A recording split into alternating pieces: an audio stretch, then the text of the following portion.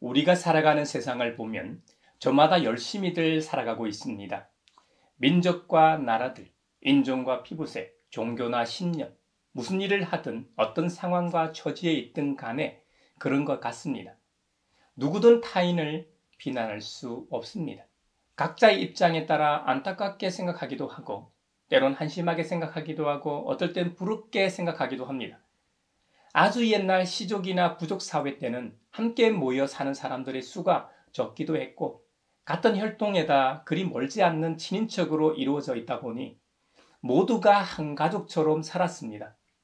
수렵이나 채집을 한 먹거리와 생필품을 공정하고 평등하게 서로 나누었습니다. 인구가 점점 늘어나고 사회 집단이 커지다 보니 권력층이 생기고 통치하기 위해서는 규칙이 필요하고 세금을 징수하게 되죠. 풍년일 때는 세금 징수에 별다른 불만이 없지만 흉년일 때는 불만이 생길 수밖에 없죠. 거기다 다른 부족이나 이 민족의 침입과 이 약탈 그리고 전쟁에서 패하게 되면 어떻게 됩니까? 단순히 전쟁에 대한 배상만 하는 것이 아닙니다. 노예 신세로 전락하게 됩니다. 그런 상황이 되면 일부는 다시 자유를 갈망하기도 하지만 적지 않은 사람이 살아남기 위해 생존하기 위해 더 강한 자에게 아부하며 비위를 맞추게 됩니다. 이전에는 한가족 같은 관계였지만 패전으로 인해 서로 간에 불신이 생기고 금이 가기 시작합니다. 옛날 우리네 아주 먼 조상들의 삶을 예로 들었습니다만 시공간만 다르다 뿐이지 오늘날 고도로 발달한 시대와 사회를 살아가는 우리 역시 다르지 않습니다. 예전에 비해 좀 더 고상하고 품이 있고 사람 사는 것 같지만 본질을 들여다보면 별 다르지 않습니다. 결국 성경이 경고하고 있는 육신의 정욕과 안목의 정욕과 이생의 자랑 때문에 서로 시기하고 싸우고 빼앗고 타인을 존중하지 않고 타인에게 해를 가합니다. 국가와 사회마다 법이 있고 윤리 도덕과 같은 인륜에 가까운 규칙과 도리가 있다고 해도 모든 상황에서 이성적이고 객관적이지 않습니다. 우리가 현재 살아가고 있는 대한민국이라는 사회만 봐도 그렇습니다. 현재의 윤석열 정부와 공직자들 그리고 지도층에 있는 사람들만 말하는 것이 아닙니다. 정치적 이념이나 신념, 성향과 상관없이 정도의 차이만 있을 뿐이지 본질적인 문제에서 자유롭지 못합니다. 사회보장제도가 잘 돼 있는 북유럽이나 서구 선진국들을 봐도 지구에서 가장 부유하고 앞서 있는 그 나라들도 기후 위기 시대의 환경을 말하고 주장합니다만 탄소 제로 등 여러 주장들을 하지만 경제 문제가 대두되면 환경 문제는 뒷전으로 밀리기 일쑤입니다. 독재나 인권 문제가 있는 나라와의 관계에서도 처음에는 문제 제기를 하지만 그 나라와의 무역이나 자국의 이익을 위해서는 그런 문제 제기도 침묵하는 것이 현 상황입니다. 그럼 왜 이런 현상이 예나 지금이나 벌어지고 있을까요? 앞으로 좋은 제도나 시스템이 구축되고 성숙한 사회가 된다고 해서 사라질까요? 중세시대나 고대, 그 이전보다는 분명히 성숙한 사회가 되었고 좋은 제도와 시스템이 구축된 것은 누구도 부인할 수 없습니다. 그런데 왜 인간의 본성은 달라지지 않을까요? 세상에서는 교육 문제와 배우지 못해서 그렇다고 말할 수 있을 겁니다. 배움의 기회와 교육은 정말 중요합니다. 알아야 자기의 권리를 주장하고 성취할 수 있기 때문이죠. 하지만 그렇다고 해서 근원적인 문제를 해결할 수는 없습니다. 선진국에서 저개발 국가에 원조를 해줘서 우리나라와 같이 수혜국에서 공여국으로 탈바꿈한다고 해도 이런 본질적인 문제는 사라지지 않습니다. 살아가는 환경만 좀 더 고상하고 풍요로워질 뿐입니다. 우리가 살아가는 세상을 부정하거나 살아가는 이 방식이 의미가 없다는 것이 아닙니다. 어떻게 하면 본질적이고 근원적인 문제를 해결할 수 있을까 하는 점을 말씀드리려고 하는 것입니다. 바람은 분명히 존재하는데 어디에서 와서 어디로 가는지 아는 이가 없습니다. 물론 요즘은 기상학이 발달해 기압의 차이로 인해 공기가 이동한다는 것을 압니다. 공기는 눈에 보이지도 않고 손에 잡히지도 않습니다. 워낙 가벼워서 무게가 없는 것처럼 보이지만 사실은 상당한 무게로 이 지표면을 누르고 있다고 하죠. 공기의 무게가 바로 기압, 대기압입니다. 같은 고도에서도 장소와 시각에 따라 기압이 달라지고 같은 시간에도 기압이 높은 곳과 이 낮은 곳이 생깁니다. 기압이 이렇게 변하는 이유는 지표면의 온도 변화 때문입니다. 기압차로 인해 공기는 기압이 높은 곳에서 낮은 곳으로 이동합니다. 이것이 바람이 부는 원리입니다. 산들산들 부는 바람은 이런 기압의 차이가 작을 때 부는 바람이고, 태풍처럼 강한 바람은 기압 차이가 아주 클 때 부는 바람입니다. 그리고 흔히 계절풍이라고 부르는 바람도 있죠. 육지와 이 바다의 기온 차이 때문에 발생하는 바람이죠. 우리나라와 같이 반도 국가인 경우 계절풍이 두드러지게 나타납니다. 겨울에는 육지에서 바다로 바람이 불고 여름에는 반대로 바다에서 육지로 바람이 불죠. 이렇듯 우리의 인생도 계절풍처럼 대부분의 사람이 겪는 고난이나 어려움도 있고 처한 환경과 여건에 따라 겪는 시련과 고통이 다를 수도 있습니다. 하지만 어떤 인생을 살든 누구나 한번 왔다 반드시 한번 죽습니다. 그리고 죽음 이후에는 어디로 가는지 아무도 모릅니다. 이성이 있는 것처럼 저성이 있다. 죽음 이후에는 모든 것이 사라진다고 말하는 이들도 있습니다. 우리가 믿는 그리스도교가 아니더라도 우리나라에서는 예로부터 저승길이라고 해서 사람이 죽은 뒤에 그 혼이 가서 산다고 하는 세상, 저승을 믿었고 그 저승으로 가는 길을 비유하곤 했습니다. 그래서 저승사자가 죽은 이의 혼을 잘 모셔가길 희망하면서 노잣돈을 상여 등에 꽂아 주곤 했습니다. 오늘날에는 신을 만났다고 주장하는 사람들, 특히 수도승이나 성직자들의 뇌를 과학적으로 연구하기도 하고 죽음을 경험한 이들의 뇌를 관찰하기도 합니다. 뇌과학적으로 분석하고 해석하려는 시도들도 있습니다. 그렇다고 해서 물리적인 현상만 볼 수 있는 과학 장비로 눈으로 볼 수 없는 세상을 다 설명할 수는 없습니다. 바람과 같이 눈에 보이지 않지만 분명히 존재하는 것을 과학적으로 대기의 현상이다 하고 설명할 수는 있지만 영적인 존재는 과학 너머의 영역이기 때문에 지금의 과학이 아니라 은하계를 넘나드는 과학을 지녔다고 해도 설명할 수는 없는 영역입니다. 우리가 믿는 이 성경에는 우리는 하나님의 작품이라고 선언합니다. 그것도 그냥 작품이 아니라 전능하신 하나님의 형상을 닮은 존재라고 말합니다. 그래서 피조물들이 가지지 않은 창조적인 능력을 소유하고 있는 것이죠. 그런데 중요한 것은 에베소서 2장에 보면 우리를 만드신 목적을 분명히 새겨놓고 있습니다. 선한 일을 하게 하시려고 하나님께서 그리스도 예수 안에서 우리를 만드셨다고 기록하고 있습니다. 원래 인간은 창세기 1, 2장에 보면 하나님의 형상을 따라 육신은 흙으로 만드셨고 흙이 살아있는 존재가 되게 하시려고 생기를 불어넣어 생명이 되게 하셨다고 말씀합니다. 우리가 죽으면 흙으로 돌아가죠. 예전에는 보통 매장 문화였기 때문에 진짜로 그 육체가 땅으로 분해되어 흙으로 돌아갔습니다. 요즘은 화장 문화이니까 납골당에 보관하기 때문에 직접적으로 흙으로 돌아가지는 않지만 한 줌 재로 남는다는 점에서 크게 다르지는 않습니다. 창조의 방식이든 진화의 방식이든 태초에 창조를 설계하시고 직접 창조하신 분이라면 진화의 과정 속에서도 얼마든지 진화의 단계를 뛰어넘어 새롭게 창조하시기도 하고 그 진화를 통해 새롭게 출현하게 하실 수도 있습니다. 우리 하나님께서는 한번 창조하시고 가만히 지켜만 보시는 분이 아니십니다. 이놈들 내 말대로 잘 사는지 어디 한번 보자 하고 지켜보시는 분이 아닙니다. 지속적으로 관심을 가지시고 모든 역사에서 계속해서 관여하도 하시고 창조도 하십니다. 그러므로 우리는 새로움과 우연성을 인정해야만 합니다. 우연성은 가능성 정도가 아닙니다.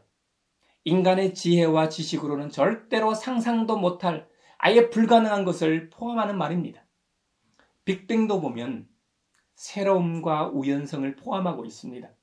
한때 그리스도교 교회에서 지지했던 젊은 지구론이 있습니다.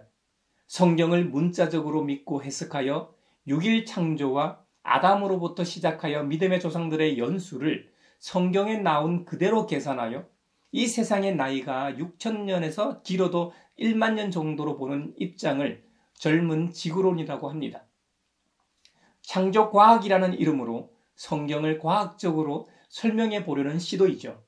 하지만 대부분의 이 과학적 사실을 무시해야 해서 과학계는 물론 종교계에서도 교회 내 반지성주의를 조장하기 때문에 비판받고 있습니다. 아니, 지금도 한국 교회 내에서는 젊은 지구론을 지지하는 정도가 아니라 굳게 믿고 있는 신자들과 목회자들이 꽤 많습니다만, 과학계에서 정설로 여겨지고 있는 빅뱅이라는 방법으로 하나님께서 창조하셨다고 해도 비성경적이지 않습니다. 우리 하나님께서는 새로움과 우연성을 뛰어넘는 분이시기 때문이죠. 새로움과 우연성을 가장 대표하는 것이 우주의 생성 과정을 설명하는 빅뱅 이론일 겁니다. 밑도 끝도 없이 영원할 것만 같은 우주가 한 점에서 시작해서 점점점 팽창했다는 이론이죠. 지금도 계속해서 팽창하고 있고요. 우주의 기원에 대해 여러 질문들을 할 수 있을 겁니다. 우리가 관측하는 우주 이전에 다른 우주가 있었는가?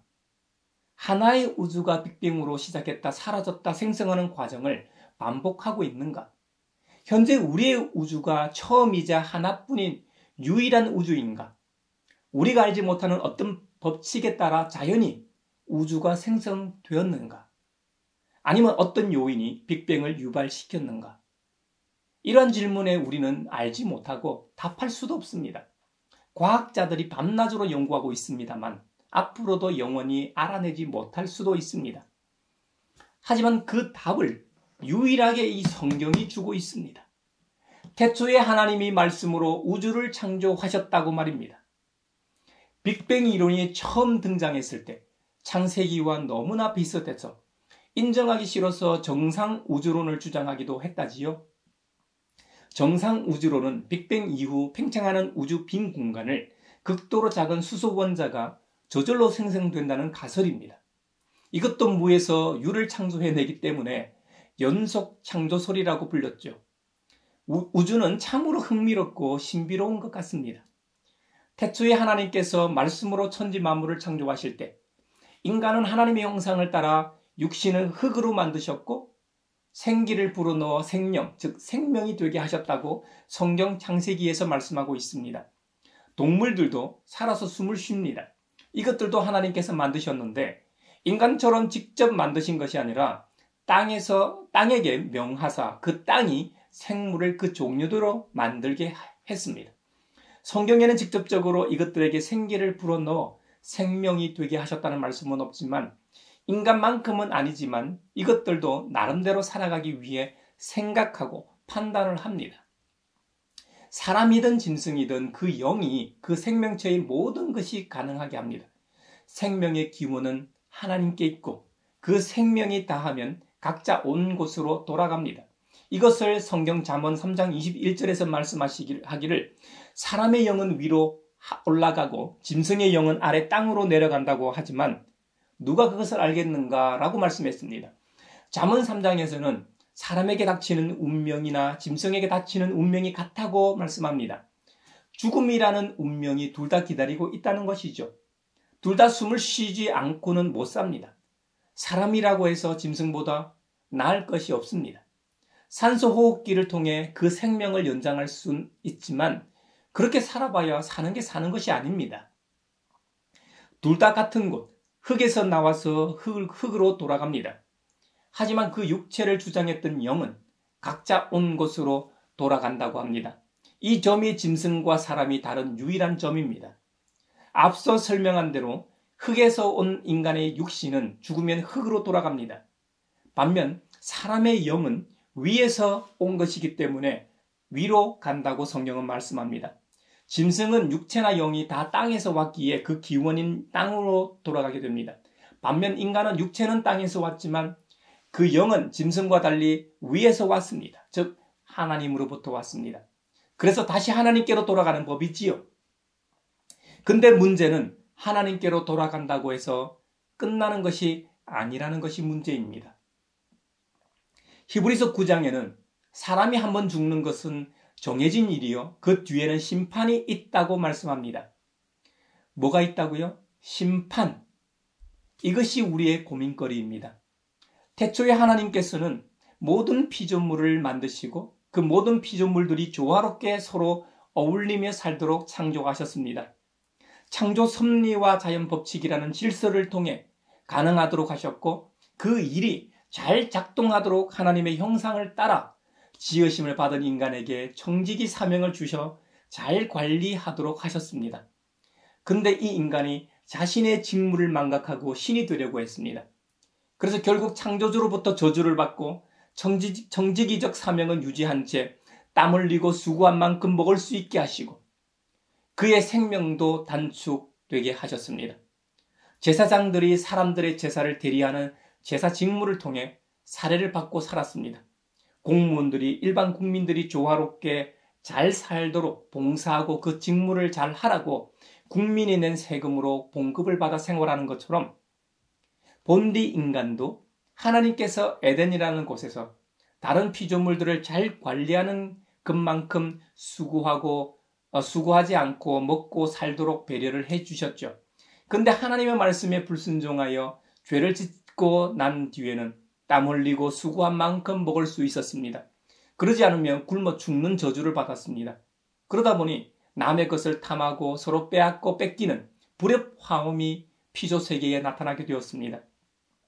사람들이 자기들의 행위가 악함으로 빛보다 어둠을 더 좋아했다는 성경 구절이 있습니다.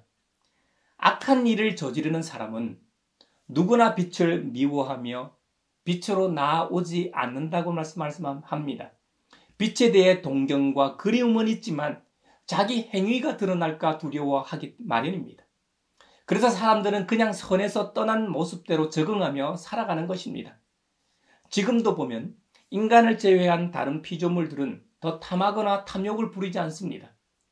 유일하게 인간만이 더 가지려고 합니다. 그래서 한쪽에서는 배가 불러 환경 오염을 시킬 정도로 음식 쓰레기를 낭비하고 있고 다른 한쪽에서는 먹을 것이 없어 굶어 죽어갑니다.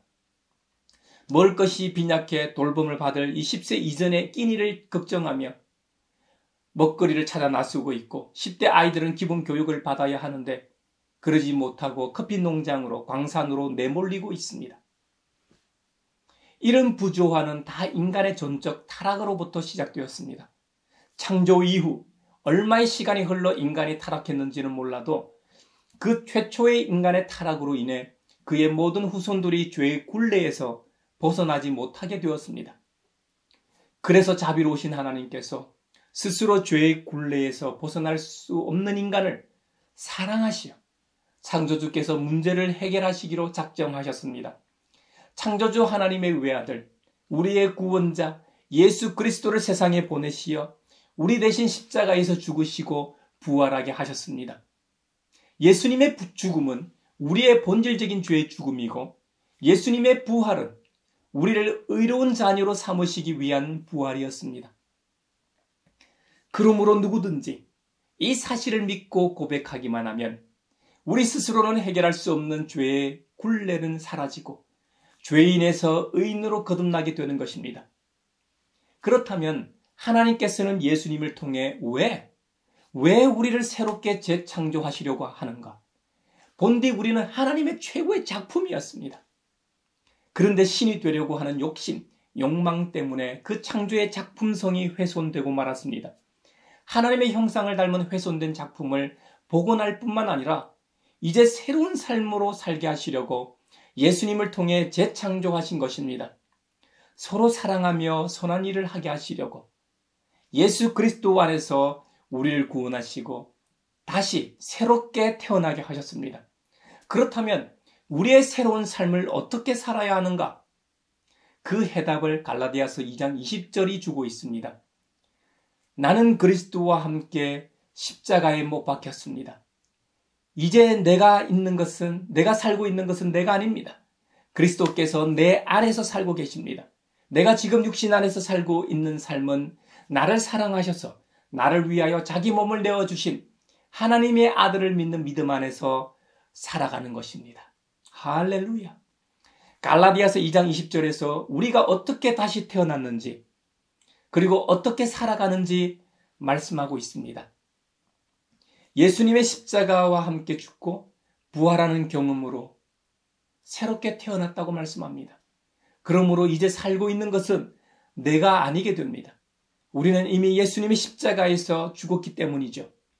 본디 창세기 1, 2장에서 인간을 창조하셨던 모습이 아닙니다.